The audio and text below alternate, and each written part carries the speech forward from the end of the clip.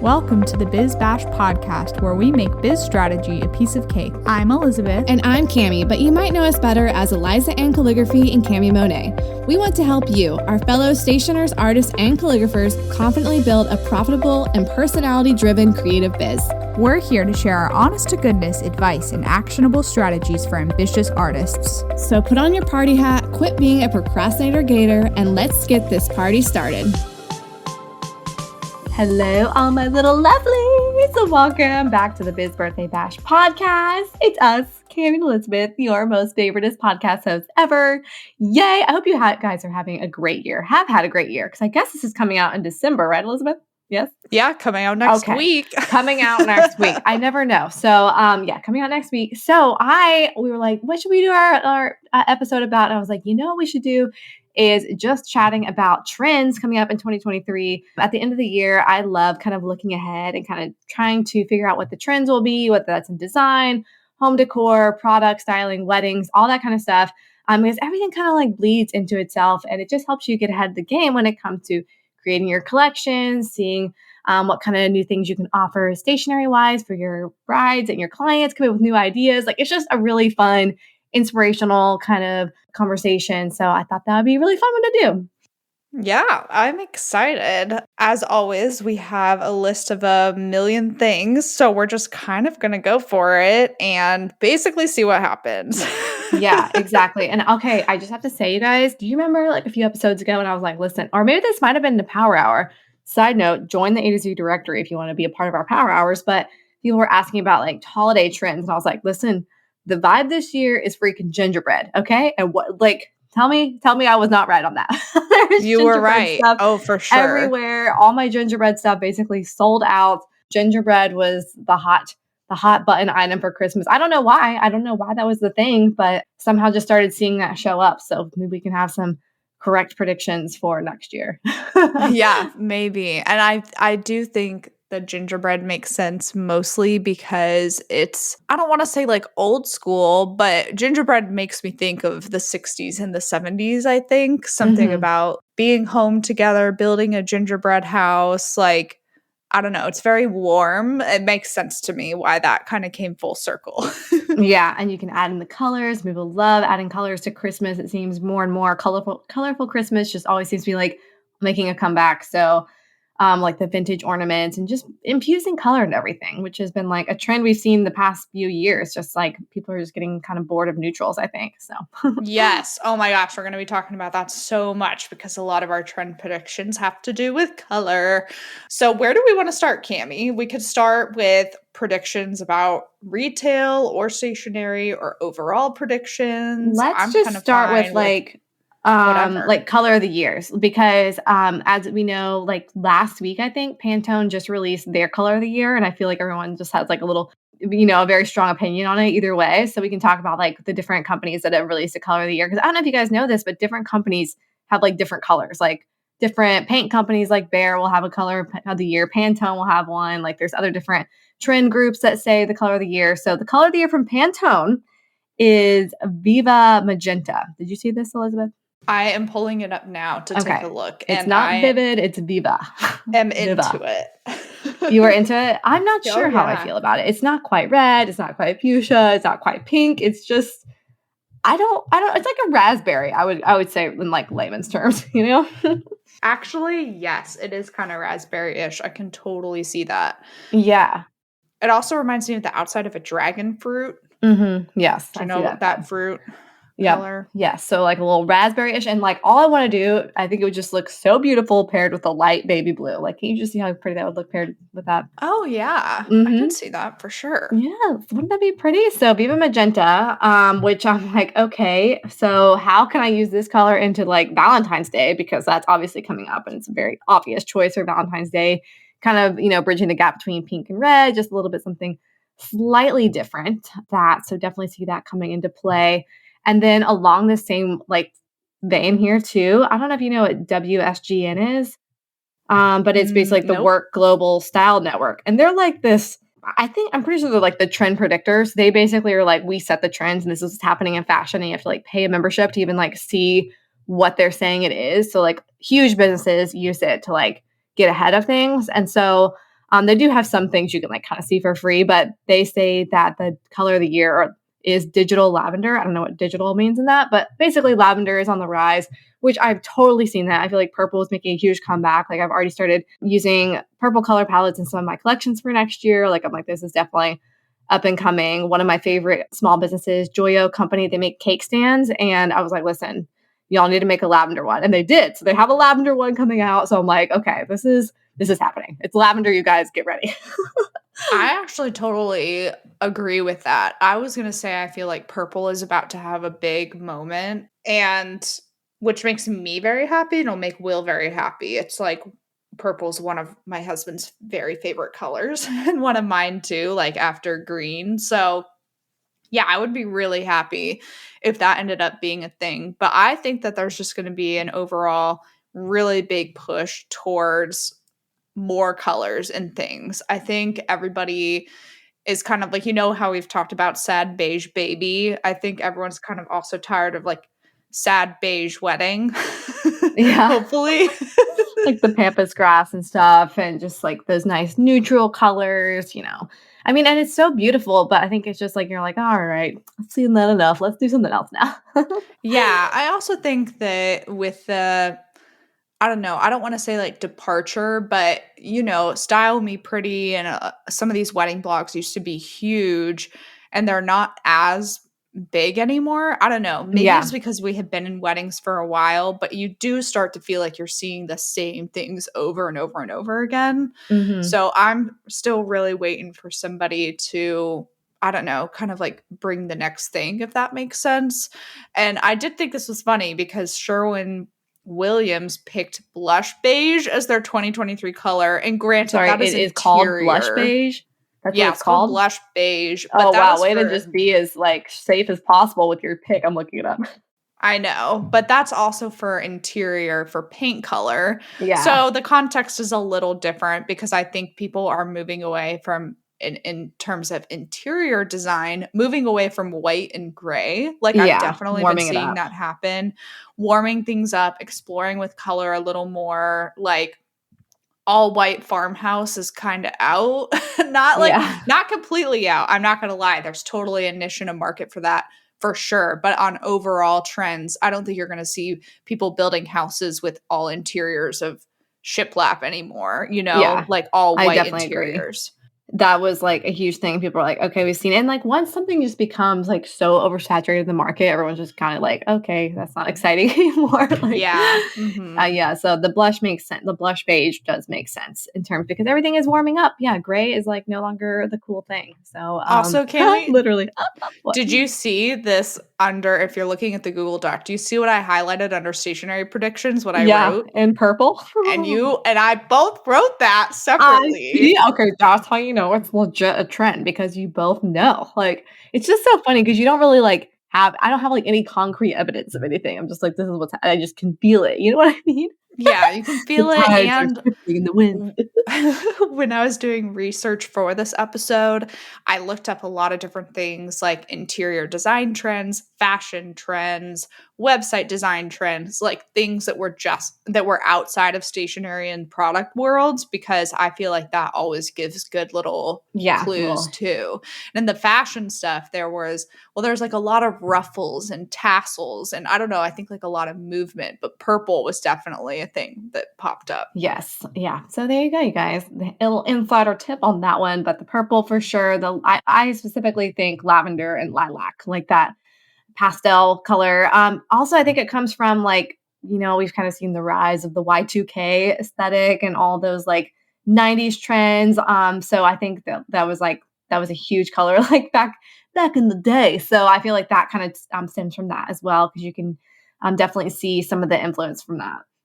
Yeah, I was finding a bunch of things about Y2K as well, like kind of Canadian tuxedo vibes, like some of that like denim and bright bubbly pastel colors. Like I remember this jacket I had as a kid in the 90s, and it was like very patchwork looking, right? Because like one sleeve was purple, but then there was some that was blue and another part was pink, and it was all this hodgepodge almost.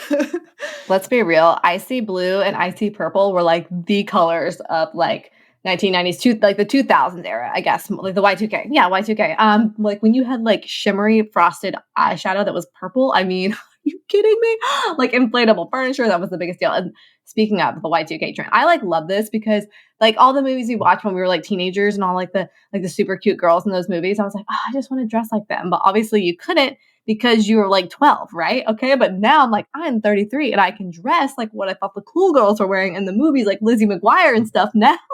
And I just got these pants at the Goodwill. I have to send you a picture because you're going to be like, why would you buy these? And literally I was like checking out and they're like these pink cargo pants. Okay. They're like ombre pink. They're cargo pant joggers.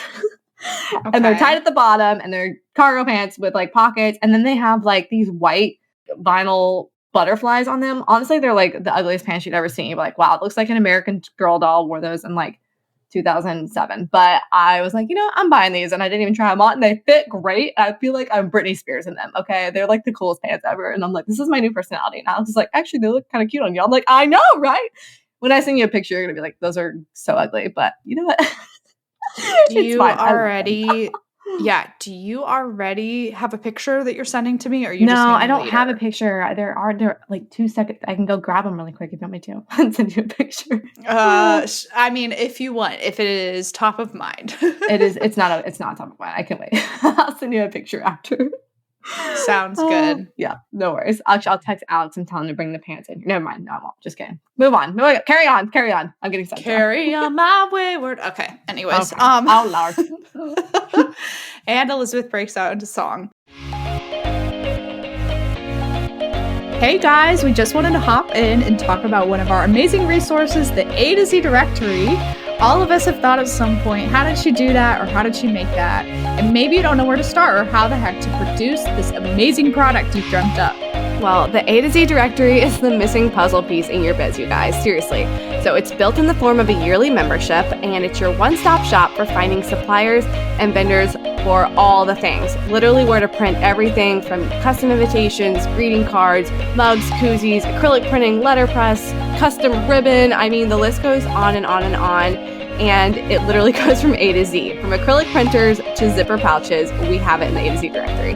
We want to help all of you search less and create more with this list of 300 plus vendors and suppliers. Don't worry, they're very organized. It's not going to be overwhelming and confusing when you join. And this membership also includes access to a private Facebook community. It's incredibly active and involved. And if you need a question answered fast, that is definitely the place to go. Yeah, our Facebook group really is the best. You guys, everyone is so helpful in there. And we're in there too, answering questions you guys might have. So it's a great way to get access to us and ask us things without sliding into our DMs. So we're more likely to answer you in the Facebook group, just saying. Anyway, also in the Facebook group, this is new for 2020 and we're really excited about it. We are hosting monthly Power Hour Q&A sessions that are live, and these are only available to our A to Z directory members. So you can hop in with us live and ask us all your burning questions in real time and just hang out with us every month. And we do these at different times so you can actually be there live, and the replays are always available in the Facebook group for members. This resource is priced at $147 a year, which honestly is extremely affordable and is full of so many benefits, such as exclusive vendor coupons for members only. And we would love to have you guys join. Seriously, it's kind of like our family and our tribe. So visit bizbirthdaybash.com/directory to sign up today and use coupon code podcast2020 to receive $20 off your first year. That's podcast, all caps, 2020 for $20 off your first year. We can't wait to see you in the Facebook group. Okay, so I want to circle back real quick because I have some retail predictions for 2023. I think that obviously e-commerce will always be a thing, but I feel like I've started to see a big push for personalized shopping experiences and customizable shopping experiences, if that makes sense. And then things that are just customizable continuing to sell really, really well. Like everyone kind of wants their thing tailored to them. Yes, I completely agree. Especially like those in-person events. Like I feel like in-person markets, like people are just like jazzed on them again. We've talked about this a little bit in our group as well, but I definitely think people are just like, I want to get out and like touch the thing and meet the person and like have an experience when I go shopping, and not just like, I mean, online shopping is great. Let's be real. Like, it's so fun. You can like scroll without your pants on and buy whatever you want, and it comes to your door. You don't have to do anything. But like, I truly miss like the mall era when you could just like go shopping and like, you know what I mean? Like, it's just different. Like, nobody cares about Black Friday sales anymore. Nobody's waking up at like 3 a.m. because that just doesn't exist. You can get the same sale. There's just not that rush of going out anymore, honestly. So I think people are really looking for that good experience. And I do think like shopping in general, like in person, has kind of not been the best experience because like malls are like really sad and depressing, and stores don't really have all the employees to keep up with everything. So sometimes it's just like a mess, and it's just, it doesn't just does not spark joy. So if you can create a shopping experience that like is truly an experience where they have fun, everything is nice and neat and laid out, and you can give them something positive to leave with and have a conversation and make it really fun for them, like that's going to be a huge thing in 2023. I mean, I feel like I've just seen that with people in my shop recently. Like when they come in, it is so sweet. Like everyone's like, I never want to leave here. This place makes me so happy. Like they're like, this is the most fun, cheerful place. It's just so nice to be here, and everyone here is so kind, and they'll stay for like hours. And my shop is like the size of a shoebox, and they'll just like walk around and chat and like really enjoy themselves. So I'm like, that is what I want to create. So if you're doing like markets, do whatever you can to like curate that experience, make it as magical for them as possible. Like just think outside the box and be extra friendly and extra, I don't know, personable. Yeah, I completely agree. Like, don't scare people, but be personable for sure. There is nothing worse than walking into a shop. Like, I think I've talked about this before, that there's some little shops on Marietta Square. And like, I know for a fact the women running one of them are the owners. Like, they're directly involved in buying the merchandise and all of that. And they barely ever say anything to anybody. It's just so weird. It's a weird vibe. Nobody likes that. I don't want people to have weird vibes. Yeah, none of that. Yeah, but is there anything else that you think, like, of all the things that you've listed, Cami, that tie into this potentially? Just in terms of like how the retail market is going to like shape out. I don't think I really wrote down. Mine's more like designy kind of stuff. Yeah, that's totally fine. Okay. Then we can move on. We can continue with all the design stuff. I just wanted to like stick that I got one there. that kind of is a good segue from that. So because people are still looking for those like experiences, I still think like experience is going to just be like this huge overarching theme of 2023. And so like when it comes to stationery and also products, obviously, QR codes made a huge comeback. Again, they're like back, but also like using those QR codes to create immersive experience. So like if you, for example, like this is not exactly what I mean, but if you like had to send out a wedding invitation and then they scan the QR code and music plays, like a certain playlist plays while they're opening your wedding invitation, or like a video, like you can say like scan here to see like behind the scenes of the venue or something, you know what I'm saying? Like something along those lines. Like I know there's some makers who do cards and you like hold it up to something on your phone and like the artwork like turns into like a little movie kind of thing. Like you view through your phone, like just like things like that. Like I definitely see that like paper products kind of merging with like technology as well with that. So I mean, there's definitely some interesting things to fiddle with there. I don't know if that's not like a trend I personally like, but I think that is a trend for sure to be on the horizon. What do you think? I'm not going to lie, that's not necessarily something that I have thought about, but could see it becoming a thing for sure, just because the QR code in general seems to be having a moment. So I think people will come up with a lot of creative ways to continue to use that and to build on top of that, basically. Yeah. And like, I'm more of an old school kind of gal. So this isn't like something that I'm going to be like jumping all over. But you know me, I love like making things like fun. I mean, like, and for extra magic, you can do this. So I could see like working into some of that, but I also feel like you have to think of like your specific audience and demographic. Like obviously Gen Z would be the one to like market to with this because they like know how to use technology. Like my mother would be like, where are my glasses? Well, now what? I can't eat. And so that would just not go over well. So thinking about, who your market is. With that. Do you know what's so funny though is like my grandparents are some of the biggest users of e-cards I've ever seen. Like they send us little emails that have e-cards, like moving e-cards. So that is true. I feel like old people do love e-cards. Yeah. What is that? Like I never sent e-cards. Like that was like totally a weird thing. Oh my gosh. Now you just like blew everything into smithereens and I don't even know what to think anymore. I don't Anyway, know. but crazy world, huh? Yeah, crazy world, crazy world. Can you tell me more about why you wrote just cherries and risograph? Oh, yes. There's those 2 words that are just like the rest are like complete thoughts. And Cami has these like bullet points. They're just each one word, and Welcome to my I don't brain. even know what the second one means. Okay, well, cherries is just something I don't know if this is going to be a trend, but I'm making it a trend with my Valentine's Day collection. Basically, I'm going with cherries. If y'all because of that all steal it- color. well, actually, I didn't know about the color, and after I thought about cherries, I was just thinking about how cherries are like kind of cutesy and like make me think of Valentine's, and just I want to do like a pattern with it, and just I don't know, I could just see like playing off like a cherry kind of party vibe, and also thinking about like the Y2K era, we had like cherries were kind of a thing, and like like disco balls have been like so huge, like it's been like one thing. Remember how like llamas were like a huge thing? I just feel like cherries are going to be one of those next things. I don't know necessarily what that thing is, but you can't like Google this and find the thing. So I just feel like cherries might be the new cool thing. So I love I'm just it. That's the gonna most lean into Cami that. thing ever. I love it so much. It's cherries. Okay. So we're leaning into cherries. Yeah. So I don't know. I love trying to figure that one out. That was like, this is like my most favorite thing, is like figuring out that little motif, that little icon that's going to be the thing. It's so tricky. It's so tricky. And that's all I got right now. So cherries, and then risograph. So risograph, it's a type of printing. I'm not going to explain this super well. I feel like I might need to like Google it to have like a more technical thing. I can only like know what they look like. And it's like very bright, like neon colors kind of like overlaid on top of each other. Like if you saw it, like you could easily be like, oh yeah, that's a risograph, but I don't know why it's called that or what that actually means in terms of printing. But it's neon colors. It's like a printing. It's digital printing though. Let me just Google it. Oh, Look wow. Look it I up. did not know. I did not know that this is what this was called. And I'm very glad you brought it up, because I actually, even though I didn't write it down, I was going to talk about neons, because Squarespace basically has their like 2023 trends report. And I stumbled upon their article somehow on like the back end of Squarespace when I was editing a site.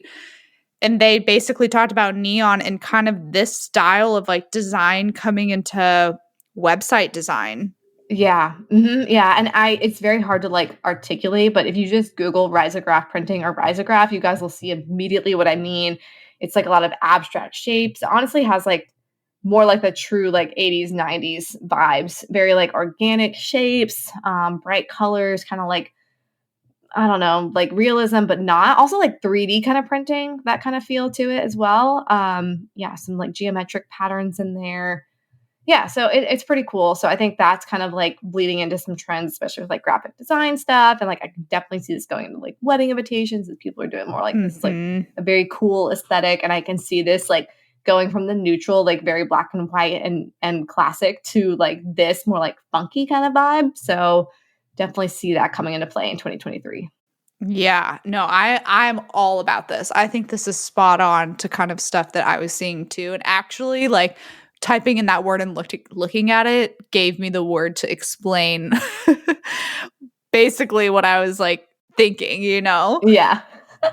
This is super cool. I don't really know how to explain except for this word. And you type it in, you'll know immediately. Which also, like, another thing I wrote down was like fruity colors. I love being like, oh, just fruity colors. But vibrant oranges, pinks, chartreuse, I think is going to be huge. I think that's going to be making a comeback. Like colored feathers, just like those vintage vibes that all kind of play into this like risograph vibe as well. So yeah, can you see colored feathers being like a wedding thing? Like I just feel like feathers are also going to be important. Like not like the boho feathers where we all like got like feather tattoos and stuff like that kind. Not that I got a feather tattoo, but you know what I'm talking about, y'all. And like owls, that we all have like feather tattoos, owls, and like that little like crochet beanie, but more like party feathers, okay? Like really fluffy ones that are like pinks and yellows. Okay, so like party feathers you would wear on a hat, not from a bird. No, I mean, what? Well, I think of the burlesque dancers. That's the first thing I think of. Not like a boa. Not like a boa. More like instead of like the pampas grass thing, it's more like feathers, like ostrich feathers, but colors. What? Yes. What? Saying? Okay, listen. It's an ostrich feather. They're really fluffy. I think it's an ostrich feather. I gotta Google it. Yeah, ostrich feathers. Look at them. Okay, just Google ostrich feather. That is now so close to a boa. Pink. I'm not going to lie. You could wear that on your head. No, it is not a boa. It is not a boa. A boa is like, they're fluffy. Like, Look up a boa. They're like a scarf, not like I that. feel like this is just semantics. No, it's not. It's not. A boa and an ostrich feather are so different. Boas are long. Ostrich feathers are like a solo feather. Okay, I know what you're talking about. A Boas are boa that cheap. you We like hate boas. wear around your neck. That's what you're Boas are talking the about. worst. No, I'm those talking are out. about no, I'm talking about the feathers a burlesque dancer has in their hat. It's different. Burlesque dancer feathers. I'm typing this in right now. Burlesque dancer hat. Feather. Oh, the feather fan. Oh, the hat. Oh, those are ostrich feathers. Yeah, that's not a burlesque dancer. That's more like a Vegas dancer. Are they burlesque dancers? Oh my gosh. The episode where Tammy and Elizabeth argue about what different words mean. Of. Well, like a 1920s headband with a feather stuck in it. Yeah, kind of. Yeah. Okay. Anyway, doesn't matter. All those fluffy feathers, I see those as like coming as like wedding florals. Okay, interesting. Instead of like the pampas grass and stuff. Yeah. Okay, moving more towards this. We'll see. But, Oh, let's talk more wedding things because we have other wedding predictions.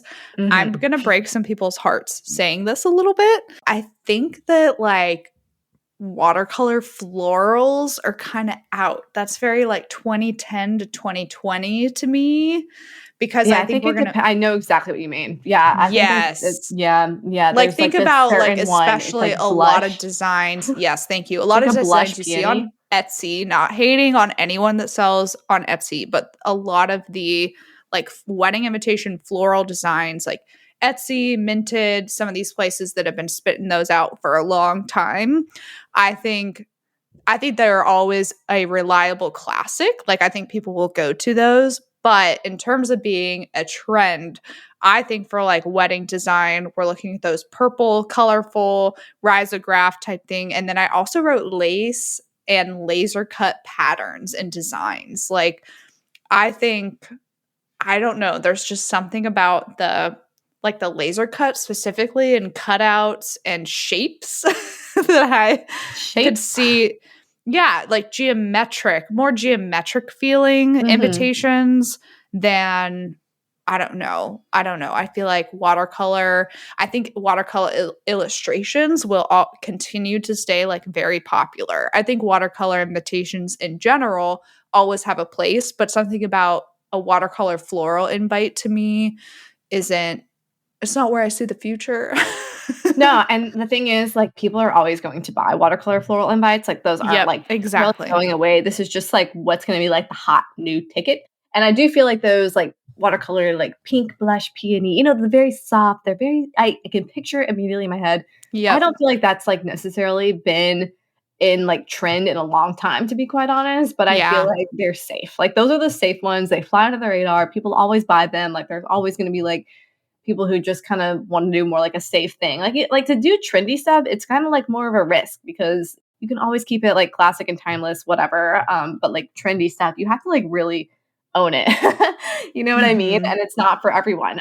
So I definitely think you're correct on that. I think in terms of like floral design, I think it's going to go two ways. Like it's going to be like super macro, like huge flowers and like just big blooms, bright, colorful, like in your face kind of thing, like using this like Viva magenta color or whatever, and just like bold, okay, like bold floral illustration, or kind of going with like the Bridgerton vibes with like little ditzy, dainty floral patterns that have like a very small scale and can be like really like just very like you're just like, oh, that's how you feel. You're just like, oh, look at those little flowers. That's how I feel when I talk about those. So like that kind of thing is also going to be trending just in terms of like surface pattern design. I could see it going both ways. You know what I mean? But definitely not in the middle. Definitely not in the middle with that like medium scale peony.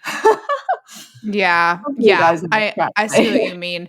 Yeah. And I also saw that you wrote a note about how you could see weddings, like smaller weddings, having more minimalist florals. I've been seeing a lot of white florals actually, which is funny. Just like either the absence of color entirely or all out like intense multicolor craziness. Yeah. And like stemmed flowers. Like I think just having like stems on flowers and putting them in like bud vases. You know what I mean? And not so much like the lush bouquet where you only see like flowers and it's like in a little sphere. Like I think more like a single bud on a stem, like in a clear base, is like Yeah. the thing. And I think there's something to be said about a pandemic, like reframing people's attitude towards in-person events. I think it actually just made people remember or have to kind of turn back towards like what makes an event, and it's the people, right? And so it's like I think there will be continue to be like more focus on the guests and the people and their experience, and maybe less of a focus on like the overall aesthetic and look. I think they can go hand in hand for sure, but like in I don't know, I do see it trending more minimalist, like you said. Yeah, I think like especially with like all the crazy huge like just over the top weddings we've seen in the past few years, like I don't know if that's just because they get the most coverage or what, but they've been like so ridiculous. Like you look at the florals and you're like, wow, that probably cost, I don't even know what florals cost, but probably cost more than my entire wedding. You know what I mean? Like that's a big freaking deal, like to do that. And then just I feel it kind of this pendulum swung this way. Now it's gonna like swing back where it's just more simple and understated and just like classy in that way. Mhm. Yeah. Lots of interesting things happening in this decade for sure. Yeah, for sure. Let's see, where else were we going with this? Okay, you wrote Grand Millennial being a thing, and I think as well with Grand Millennial stuff. Yeah, because I wrote continues to be a thing. Yeah. Because I think that kind of it has made its comeback this year, but I think it'll continue to. Yeah, don't and know, I think go. we're seeing like the Grand Millennial thing kind of just like it started as Grand Millennial and now it's getting more layered with layers. So what I mean by that is everything becomes a little bit like more maximalist. So like, yeah, you have your Grand Millennial and like you have your pattern, I don't know, drapes or whatever, but then you're adding on all this stuff on top of it. So it just becomes like layer upon layer upon layer of different styles. So I can see that like definitely going to the stationary trends as well with just like layers and thickness and mixing patterns and just like playing it up with lots of things like that. Yeah, do you know what's interesting is since I was reading about, like I said, interior design trends, one of them was saying unique window treatments are starting to come back. So seeing like fringe trim on drapery, scalloped edge Roman shades, all these things about a window that make it more, I don't know, more crazy. Basically what you would think Yeah, of like just a your little more grandma's sassy. drapes, right? Yeah, What you would think yeah. of your grandmother's drapes is coming back. And so that's what someone else said. This is all from Good Housekeeping, where I've like picked up some of this stuff in this article about nostalgic design. So the exact quote is that I think this idea of granny chic is evolving to a less kitschy and more sophisticated style, which I really appreciate. So I don't know, all of that like nostalgia tied with Grand Millennial, tied with just all these like bazillion different things. I don't know, it's like a melting pot of trends. It really is. It's like there's so much stuff. Everyone's just like jazzed about everything again. Yes. Like speaking of, okay, so we had Grand Millennial, we had Coastal Grandmother was its thing, right? We had Coastal Grandmother. Now get ready for, here's what's coming next, you guys. Are you ready? Okay, it's Grandpa's Cabin. That's what's coming up. We had Coastal Grandmother. Now we're having Grandfather's Cabin. So it's going to be like hunting woods, lodge, old books, plaid. Like that's what I'm thinking. It's going to be like the next cool thing. Yeah, no. I think you're totally right because this photo on here has a plaid wall. It's like literally guys, plaid wall. I am literally, I am like 5 for 5 right now. Actually, I don't know what I'm on, but I get so jazzed about this. Like, I love these conversations. I think I know. I totally know what you mean about the Grandfather's Cabin. Yeah, the Grandfather's Cabin trend. And I mean, I just like a good warm interior. And so this is something I actually felt very validated because one of the other things in this article was all about warm woods. So using warmer wood tones with an earthy color palette. And I was like, yes, my house is freaking there already because we are trending. We are trending because we have such a like heavy wood features in our home, which Will and I personally have always loved. Yeah. A lot of people will obviously go in and paint them and they'll brighten it up.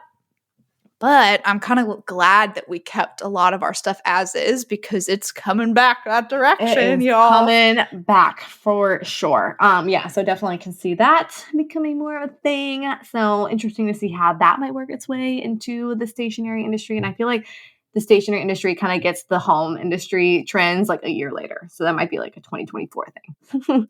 Yeah, Just that's true. what I've seen. Yeah. Because of how far out you make them.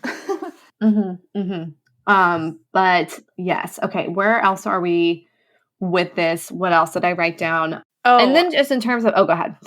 no, sorry, but I was gonna say, no, actually, you go first. I think I can end with this. Okay. Shoot, what was I saying? Oh yeah. So like in the product space specifically, I feel like I have seen a lot of this kind of coming back on like a lot of like makers who do like shirts and mugs and things like that. But like nostalgia kind of thing in terms of like, those little 1950s mascots that are like super cutesy, like a little walking milkshake with little big eyes and kind of thing like that. Do you know what I'm talking about? I am looking it up. Okay. Just type in like 1950s mascot. I don't even, Yep. Oh yes. Okay. my gosh. Cute. That little thing right there. Yeah. You have to type in things. I feel like those are kind of making a comeback. People are like playing into that, but being like, oh, here's your like Christmas tree farm or whatever. And it has like a little cute Christmas tree like walking or like a little pumpkin spice latte. Like what you'd see on the 50s, like concession stand, little dudes kind of thing like that. So like little cartoons, like the Little Miss trend had like a thing for a moment there. And I feel like this kind of like is piggybacking off that. And I've just seen it a lot in terms of like some of the cool makers that are doing things like that. So can definitely see that continuing 2023, but also could just be one of those flash in the pan things. But yeah, no, I'm sending you an article. Actually, it's called An A to Z of Classic Product Mascots. And it is all the like 50s and 60s mascots. And a lot of them are like animals or figures with eyes that are walking around, or like this is a zebra snowboarding. I think he's snowboarding. Oh, is it the juicy fruit guy? Yeah, actually, yes. I think you might be right. Fruit stripe. Yeah, fruit stripe. Yeah, I'm like, I know exactly who you're talking about. Yep, there he is. Okay. Yeah, and he like changed color. You could do like a tattoo on your tongue, I think. Okay. Oh, Mr. Zip. I love that little guy from the US Mail. And the Kool-Aid guy. Kool-Aid man. But yeah, but like funny. Oh my gosh. I didn't know he used to look like that. He's funny. So yeah, those kind of things coming back. But yeah, I think that's like all my trends necessarily. I think I wrote down like fluid and organic forms, that kind of thing. Let's see. Mm-hmm. All right. I like what you wrote down here for fashion. Bohemian grunge. I'm a bohemian. I see that. Yeah. So that's going to be making a comeback. So kind of like the Olsen twins. So we'll see like when they had their little era where they kind of looked like they were never going to smile again. Not when they were like Holiday in the Sun and investigating stuff. Right. Okay. No, like when they got old and sad. Yep. I know exactly what you're talking about. And I'm like, dang, they always look like really upset on the magazine covers in the grocery store. Yeah, exactly. So just like grungy hair. Like I feel like everything has been like we have like our little clips up and our hair is like all sleeked back and we're looking all nice and clean. And now it's like, no, you're gonna smudge your eyeliner and look like a dirty hippie, basically. So I'm here for it because I hate showering. So but also my hair has been so oily lately. Anyway, moving on. Hormones, probably, right? Yeah, I think so. Yeah. Unfortunately, I've heard from a lot of women that their hair just changes a lot after becoming a mom. I don't even know what's going on, bro. It's like really. No, it doesn't look oily, so I don't know if that makes you feel any better. I could change the oil in Alex's race car with my hair right now, like for real.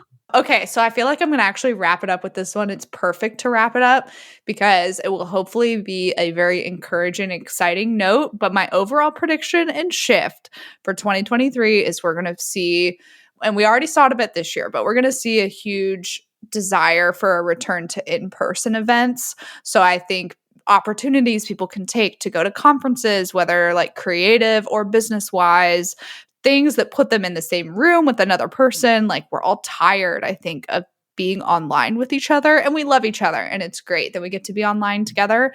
But I think there's going to be a huge push for this again, for just people to be meeting in person. And something else interesting, I've been talking to a couple people. This is kind of like interior, but I think speaks a lot to what people have experienced the past 2 years. Is open floor plans are kind of out. Like people really like having, it's not that they're out. It's just that there's going to be less of them because people want closed spaces in their homes to actually have a little bit more privacy. And this includes kitchens. How wild is that? So we're going back to like once again broke down the wall and now everyone's adding walls back. Yeah, once again, like 50s and 60s kind of house layout. People are going back a little bit to having more nooks and private spaces because a lot of people have come back to this or have come to this work from home format, right? So you want a space to be able to go. And I've been talking to a couple different friends about this recently. So I just think it's really interesting. Like people like having a room where they can go close a door and not be out in front of everyone. Yeah, exactly. And just have your like little cozy spaces, more wall space. And, you know, like I think everyone was just home and then realized like how loud everyone was. Yes. Oh my gosh. I don't so know. true. I still really love open floor plans, but honestly, we are we are adding another wall back in our home. So who knows? Wait, where's it going? That front room, we're going to make it like a little office. Oh yeah, that's right. That's right. I totally forgot about that.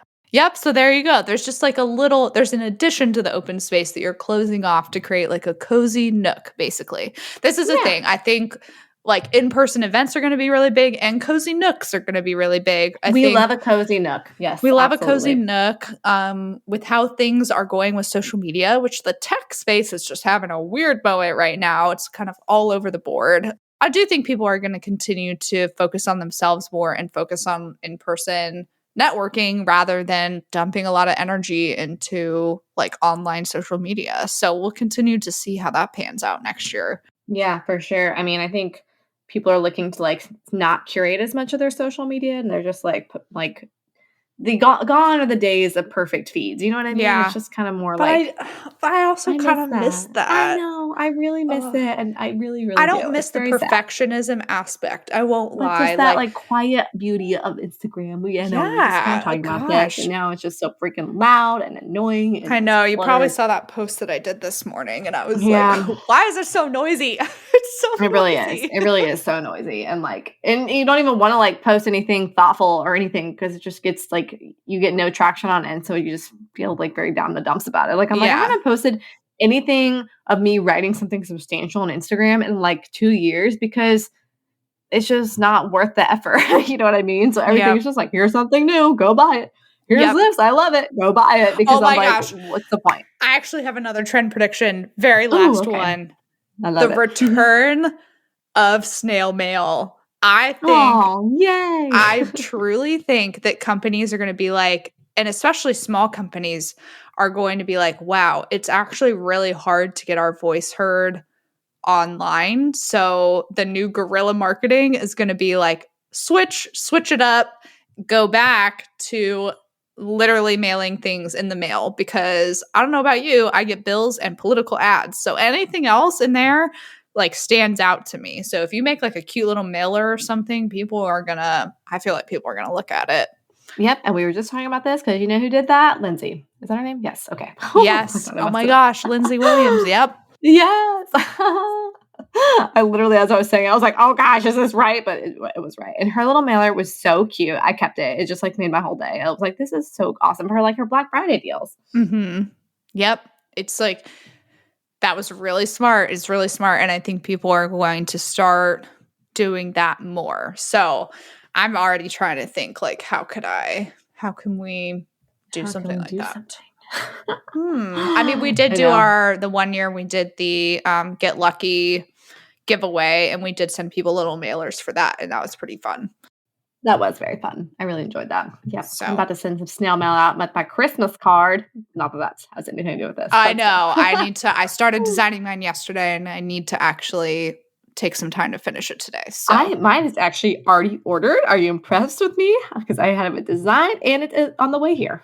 I'm so impressed. Yet. And also your family photos are so cute. I feel like that made it easy, you know, because you're I can't wait to share these pictures. Yeah. And I really wanted to do a wax seal on it, but Alex said I couldn't because he's like, you know how long it takes you to do wax seals? I'm like 150. And I was like, but he's like, nope. But why can't you order the ones that you just are a sticker that you just stick on? But I don't know. I guess I could do that because I want to use a specific wax seal, Elizabeth. That's why. But you can submit that you can upload your design. Can I upload it? Yeah, that's what I was thinking too. I was like, maybe I should just do that. Yeah, upload your design and stickies? choose like the organic wax seal option. You literally can't tell a difference. Oh, I didn't realize you could upload a design. I thought you had to like choose from like pre ones. 'Cause I was like, oh, No, I do. yeah, I'm almost positive. Okay. I think Well, cool, 'cause I already saw Artisaur the postage for it. offers that, so I would check. Yay! Okay, perfect. I'll check on that. 'Cause he's Problem right, 'cause solved, last year, everybody. my wax seals took like 1,000 years. I don't know why. Or no, it was for anyway, it's not important. Okay, it's not important. Let's move on. All right, you guys. We have one more guest episode this year coming out with Cindy Chang of The Hustling Heart. That's dropping the 20th. The 27th of December is the very last one. That'll be just Cami and I. We don't quite know the topic yet. The first one of January will be a New Year Goals edition, and our year-end review, which everyone loves, will drop the second week of January. So don't panic if it's not out. It's not going to be out the first week of January. That's not enough time for Cami and I to like get our heads together and get all the numbers and everything to be able to do a big overview of that. So that's where our heads are right now. And so we will talk to you guys soon. All right, you guys, we love you. Merry Christmas. Bye. Bye.